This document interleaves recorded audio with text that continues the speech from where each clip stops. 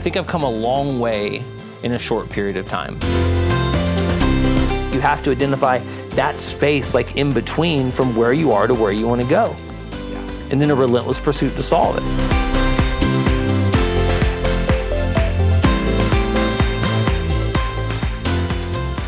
Real estate agents, welcome back to the RMG Agent Podcast Master Series. I'm your host, Reed Moore, here with my co-host, Jake Bartlett. As always, you can find us on rmgagentpodcast.com, as well as any place that you watch or listen to podcasts. So, Jake, what do we got going? We have got an amazing episode today.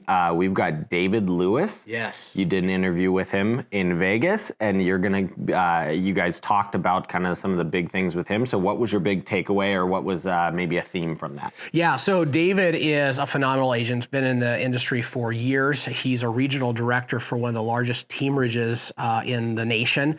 And my conversation with David that everybody's going to get to listen into was about being accountable adjacent. Nice. And it absolutely floored me. It blew my mind. The level of just humility and getting right to the point of, things you're going to look for in this episode. You're going to look for you being your own worst enemy and you being your biggest problem. And you're going to look for these elements of what are the stories that we tell ourselves to kind of keep us stuck? And so this conversation was just lights out. Hey, I'm super excited for you guys to get to see this interview, as well as for me to get to see this interview as well. It's going to have an impact, empower, and encourage you in all things that you do.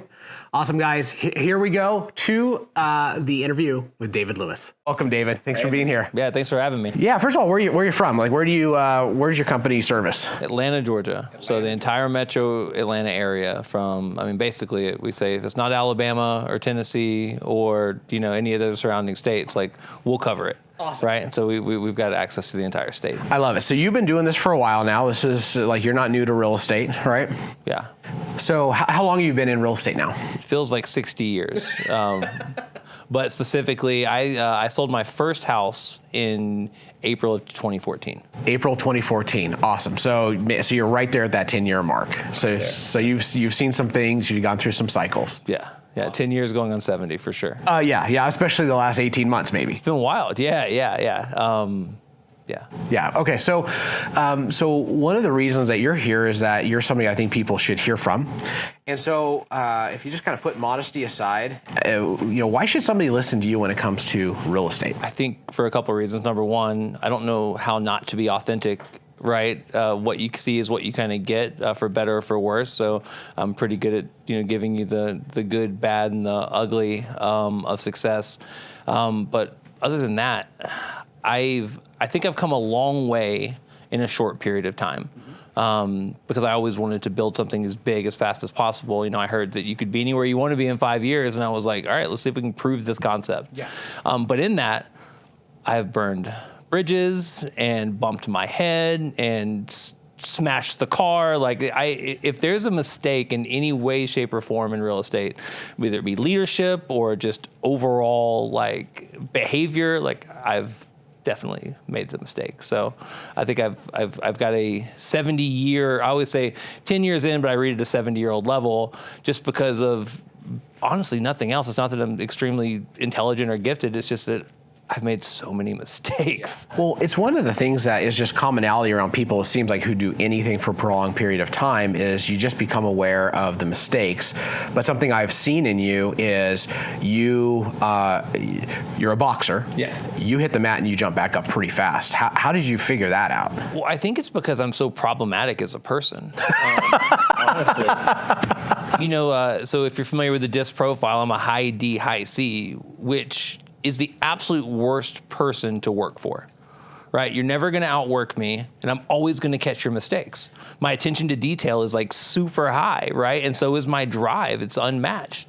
So when you look into building something, and I never told anyone I was a real estate agent. I was like, hi, my name is David, I own a real estate company. To the point where I started in the Keller Williams Market Center before I even had a team.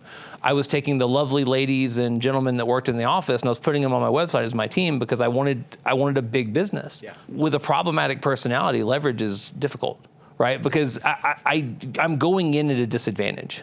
right? And you can either have something small, or you can figure out how to work through your disadvantages and build something big. And I had to do that really fast, because it's not like you just come into this, like, you're not born into self-awareness, right? You have to burn some bridges and make some mistakes and be open with a level of humility to go, oh, all me. This is all me. I'm the problem here, right?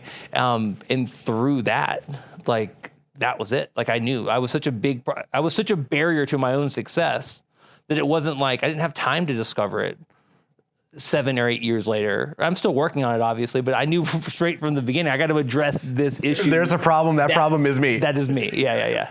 I read a stat somewhere. It said something like 87% of people believe that they're self-aware. And I was just thinking, like, I don't know if that's true of other people. It's definitely true of me. And then I thought, wait a second, that's definitely not true of me. But for you to realize that so fast, like, that's, yeah. People say they want to be accountable, and accountability is like this cliche like concept, like, I'm accountable, right? But what I realized is, like, me allowing you to call me and say, hey, did you do this? That's not me being accountable. That's me being open to a relationship of accountability. To be truly accountable means that I have to be in pursuit of feedback. I have to be willing to step on the scale on a daily basis, right? Like that's what accountability actually is, and to embody. So I had to do that, like, really fast. Once I realized there was a problem, I was like, oh, well, I didn't get this feedback till too late. I need a constant feedback loop where someone can go, hey man, don't say that. Like, that's not the way you should say that. Or, hey, cool concept, but don't do that at all. Like, right? So, so I had to put myself around people who I thought were smarter than me, that embodied personality traits that might not be my strength, right?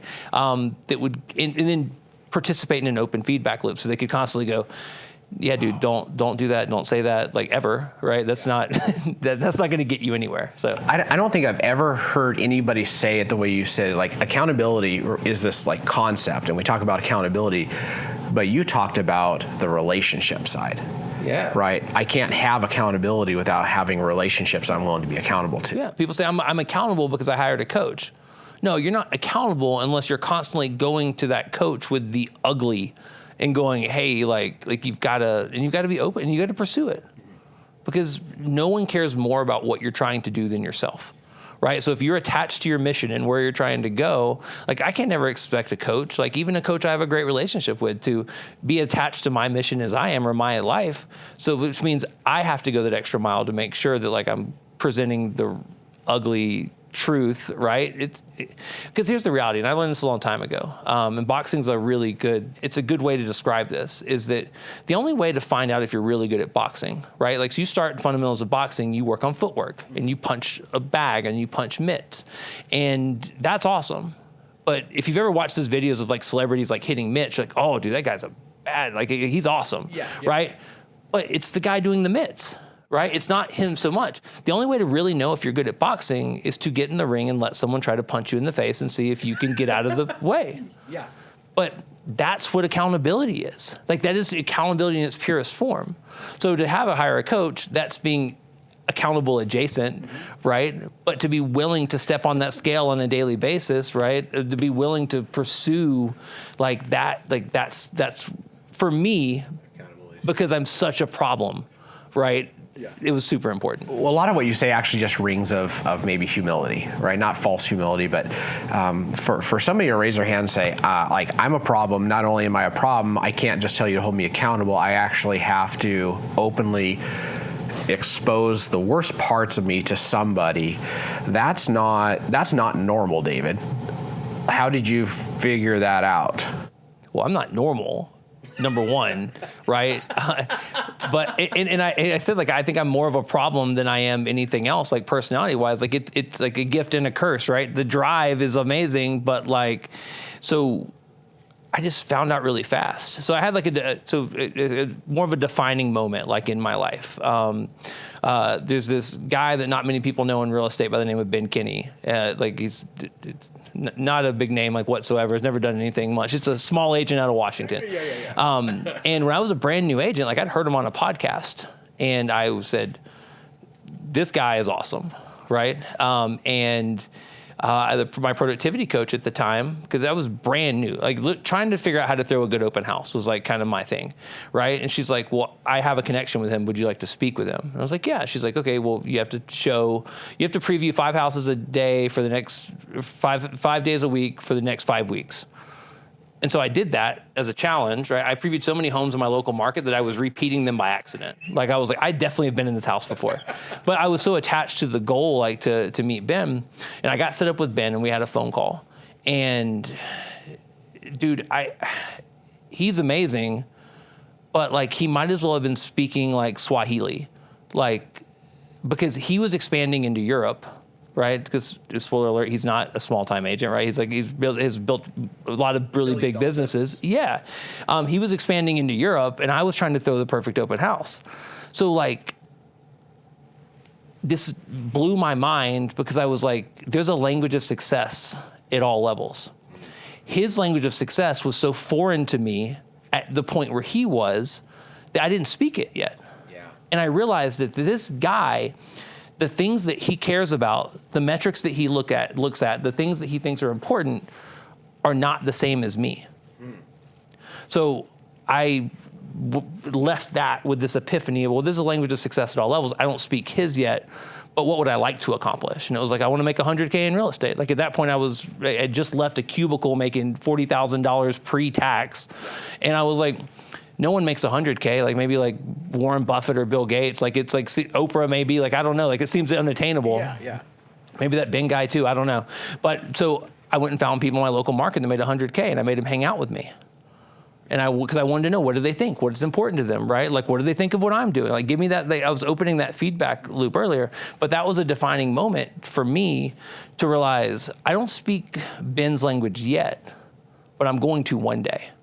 But I knew that I had to actively pursue it, because I was sitting in my post license course, like with a bunch of agents, and they all looked at me for answers, and I was like, we're in trouble, because like if I'm the guiding force here, and I knew I didn't have a clue. I was just the loudest, right? So like this ship is sinking for sure, or at least going in circles. So I had to find that north, like north, and that's been a 10-year journey of finding people, because it was 100K and it was 200K and it was 500K and $1 million, $2 million, to where I surrounded myself with really intelligent people in an active pursuit of those relationships. You know, I always say when I used to go to the Keller Williams masterminds, you'd wear the lanyard and they'd put you in your peer group based on production. So like, I forget where we were, but it was like a seashell for like where I was. And I was like, I already know these. Like, I don't want to be in this room. So I would go pick out the heavy hitters, like your Lance Lokins, your Ben Kinneys, like your Kristen Coles, your Tim Hiles, like your Reed Moores, right? And I would go, what room are they going in? And I would flip my lanyard around and just walk in the room. To the point where I actually got to the point where I belonged in the room, and I got invited in 5 years when Gary Keller finally said, hey, you can come into my mastermind. And a lot of the people that were in there were like, yeah, you've been here for years. And I was like, technically I'm only supposed to be in here now. But that was that pursuit, that language of success at all, like the accountability piece, the language of success, like at each level. And that's been the driving force of my personal and professional journey ever since. It's so interesting you say that, because there's people that want to be in a room because there's a prestige around it. There's people that want to be in a room because they need to hear what these people say, and even honestly just be around people. If you're around people that are out in front of you, you don't even have to hear specific things. Just the fact that everything about everything is different. Oh, it's literally a different language. Yeah. Like when I say that he was speaking Swahili, French, whatever you want to say, something that I didn't speak. Yeah. And I was like, oh, so what books are you reading, I guess? Like, you know what I mean? But I realized like that's crucial. If you look at someone like a Gary Keller, or like anyone who's like running a big multi-billion-dollar business, I promise you what they think is important is not what you think is important. Right? Not morally or ethically, there's probably some alignment there, but like in the business sense, like they're focused on things that are different. And what's really cool is that you shave off, like I was able to get from brand new agent to one of the top agents in the Atlanta market in a 5-year period, simply by focusing on the things that people who had more money and more things than me focused on. because it's not, you don't earn the right to focus on those things. They just have evolved, but they evolved through headaches and bumping their head, and they evolved, like, they were just like us at some point thinking, oh my gosh, the most important thing I can focus on is closings, right? Yeah. Right? Like, and then they evolved to, oh, I need to create leads and opportunities. Oh, I need to create leads and opportunities in multiple places. Like, it's just an evolution, but you don't have to earn the right to evolve. You just have to be around people that are smarter to go, look, I'll shave 7 years off your life right now and tell you to focus on this first. Yeah. And that's that pursuit. So it makes me think about kind of two ways that an agent can self-sabotage when it comes to being around other people that are out in front of them. One is to make those people unapproachable, and I've done that, right? Like, I'm not even gonna start the conversation because I'm not in that stratosphere, and you didn't do that. I've done that. The other one is to demonize those people, right? Like, the fact that they are farther than you have to, for your ego's sake, make yourself feel good, so you tell yourself a story about how they got there or what their life is like, and you didn't do either of those things. I just wanted to know what they thought was important. And also humanize. Because I went through this evolution where, like, there were a lot of people who were, like, quote unquote celebrities and heroes of mine. And then, like, and I say this all the time, like, I've never met someone that I looked up to who didn't disappoint me in some way, shape, or form. Yeah. But let me be very clear, that disappointment was because of the pedestal that I put them on in my head, not because they were like, they didn't come to me and go, look, I'm awesome in all areas of life. Like, I'm great, right? Yes. You think that. But then when you get to know them, like, you go, oh no, like, this person's also a problem, right? Like, this person kills it in business, but not last Thursday they didn't. Like, they had a bad Thursday. Like, and for me, the minute, like, I realized, like, we're all problems in our own way, shape, or form, we're human, it kind of helped me to approach it differently too, to say, like, people want to be approached as people, right? When you show up, like, and you're, like, idolizing someone, like, you can't build that authentic relationship. Right. So I think I've tried really hard to, and it's not like I knew it from the beginning, to build authentic relationships with people, but also very purposeful. Like, I use Kristen Cole, who's a great friend and mentor of mine. I use her as an example. Like, I flew to Sarasota on a whim just to have dinner with her because I got an in. Yeah. But, like, I just wanted to meet her and know what she thought because I was such a big fan of her business and stuff. So, but that pursuit, I was counting the other day as I was flying to Bellingham, Washington for like a small group, like, mastermind thing. And I was like, I have traveled, oh my gosh, man. Like, I've probably traveled, I think I counted it up, and it was almost 200 different, like, conferences and trainings and, like, dinners and that, like, no one ever asked me to do. Yeah. Right. And I'm not saying I wasn't invited in some cases, but what I'm saying is that, like, I just had to go. Yeah. Because they're not going to come to you. Yeah. But if you go to them and you have authenticity and you meet them and you kind of meet them on a human level, like, just humans like to share with humans. Absolutely. Yeah. There's a posture that people that achieve in our industry or maybe in business have it seems like it's a little bit hard to teach, but when you say, you know, I jumped on a plane to go have dinner, there's somebody out there who's pretty decent at what they do that it doesn't even cross their mind that a dinner would be worth a plane ticket and a hotel and all of that. So I acknowledged early on that I'm a problem, right? So we started with that, right? Yeah. So what does every problem need? A solution. So you have to be in active pursuit of the solution. Where the ego kicks in, and a lot of times, is that, and here's the thing, I'm a real problem, but so are you. Yeah. Everyone is their biggest problem. I mean, if you think about it from just the scope of, like, goal setting and, like, vision, right? Like, we all understand the concept of a vision board. Yeah. No one puts a selfie of them today on their vision board for next year, which means that they have goals and aspirations beyond that, right? But more often than not, like, you only focus on what I want. Like, so it's like health and happiness and, like, here's a boat, right? Like, here's a new kitchen. Like, I want these things, but we forget to ask ourselves the question, like, okay, well, what does that person do? Right? Yeah. Because I'm my biggest problem keeping me from having those things, because that person either knows something, has something, right? They've developed a skill set that I don't have. Like, that's a different person than I am today. Yeah. So that's awesome. And like, that's where most of us stop. But then you have to go, well, who am I on the other side? Right? Who am I today, acknowledging that I'm the problem? And so every problem needs a solution. So for me, knowing that I was a problem and acknowledging it early on, which we all are, right? I might be a bigger problem than most, but we all have some degree of problematic to us. I was in pursuit of a solution. So if you think that you're fine, you probably don't hop on a plane and book a hotel to go have a dinner.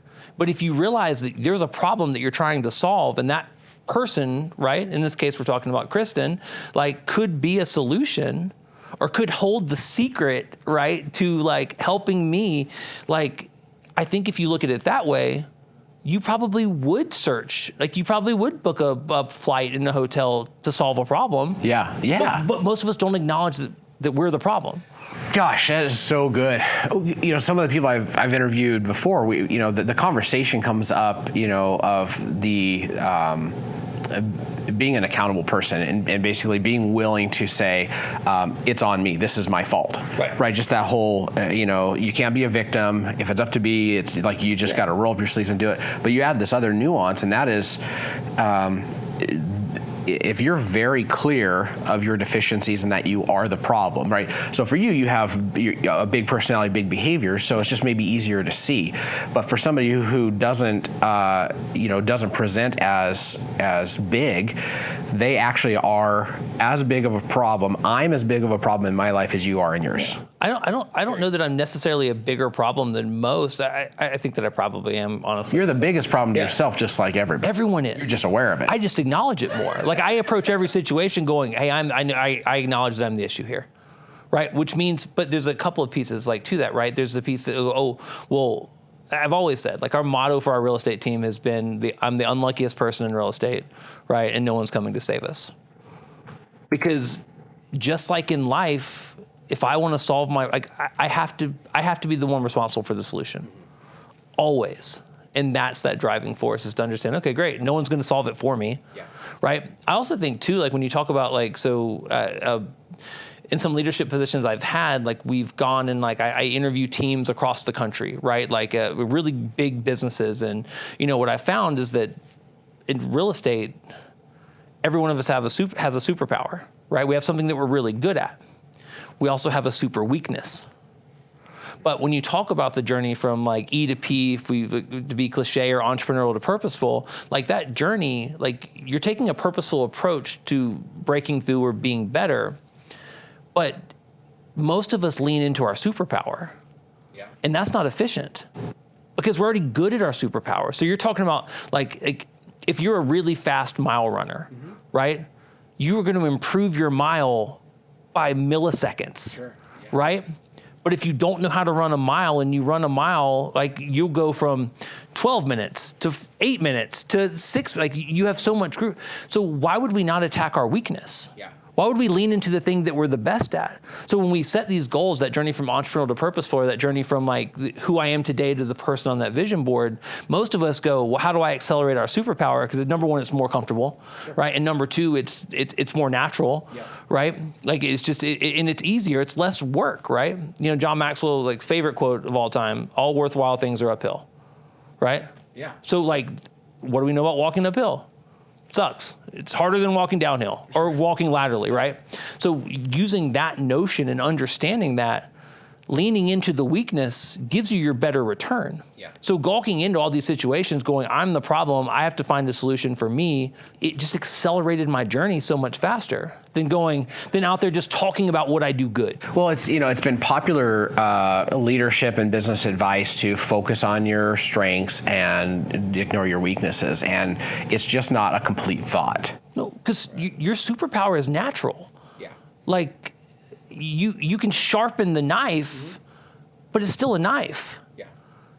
I want to take the thing that's a club and make it a knife. You know what I mean? Like that to me is how you bridge the gap fast. It doesn't mean you can't also work on sharpening the things that you're great at, but you're already naturally good at it. Yeah, and your business will take that on, and you will play to that strength. But I think the challenge for a lot of us, it's not go and build everything and find all the things you're mediocre and weak at and build them. I don't think that's what you're saying. It's that the lens I look at this through is there are things in our life that are so problematic that they will undermine your success. And if you don't frickin' do something about it, like you got a big problem. So like me, I'm a high D, high C, right? Like I'm a communication nightmare, right?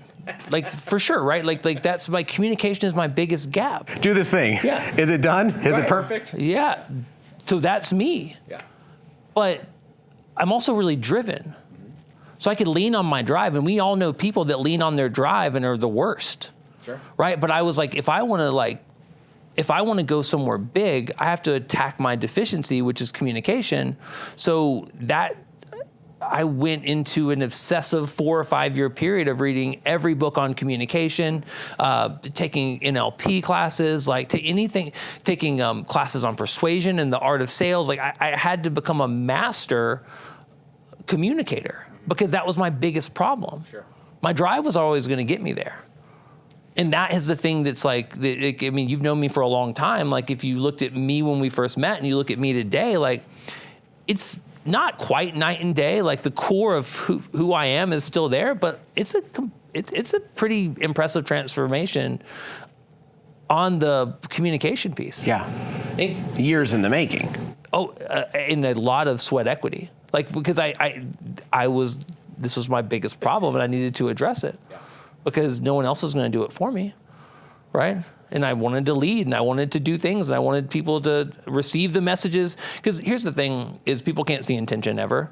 So when you find yourself being like a tough communicator, people can't see your heart and your core. What I meant. Yeah, and it's like, well, that's what you said, right? Yeah. So after a lifetime of people of going like, oh, well, they didn't hear what I was trying to say. I was like, oh, it's my fault. It's my responsibility for them to receive the messages I intended, or at least take the best swing at it.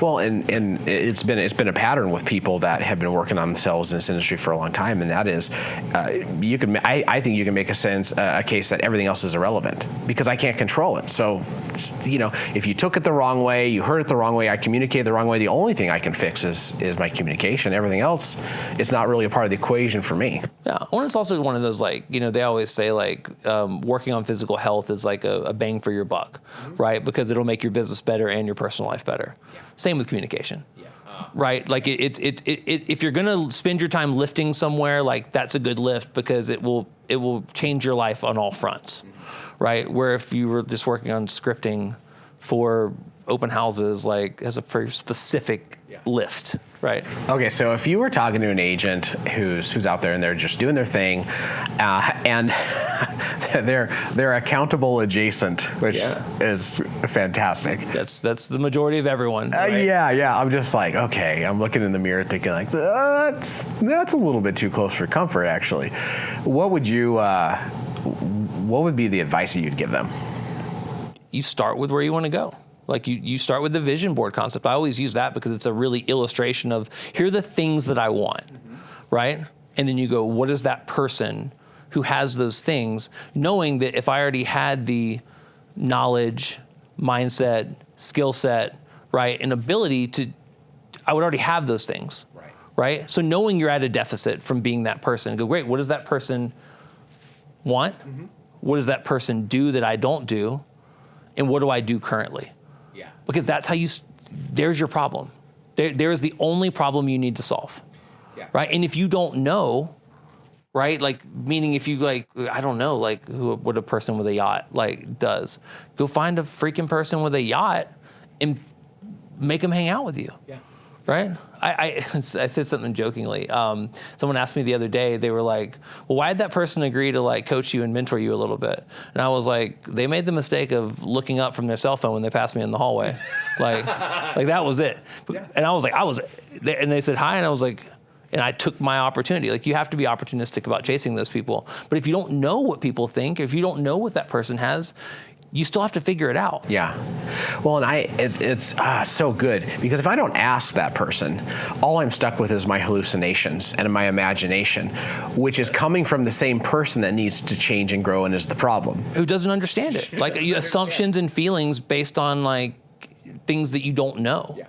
They always, there's the thing they say about millionaires is that you become a millionaire in the years previous, like when you adopt millionaire behaviors, right? Which is what gets you to being a millionaire, unless you're like win the lottery or something like that. But so it's the behaviors of a millionaire that you adopt previous to being a millionaire that actually make you a millionaire. It's no different than going, I want $1 million. What does a millionaire do? How do they act, right? Is there like a budget, like along those lines, and then doing that? So so you have to identify the gap. Like you have to identify that space, like in between from where you are to where you want to go, and then a relentless pursuit to solve it. A mutual mentor of ours, I remember him telling a story, and it was a story when like he was at work one day and he just had this realization. He just said, like, there was this moment in time where I realized I was going to be wealthy. And it wasn't when the wealth had all showed up. It was when all of the hard work and all of the things had lined up. It was like the sights on a gun. And it was like, in that moment, it was like, oh, like I'm in alignment with the person that I intend on becoming. That's it.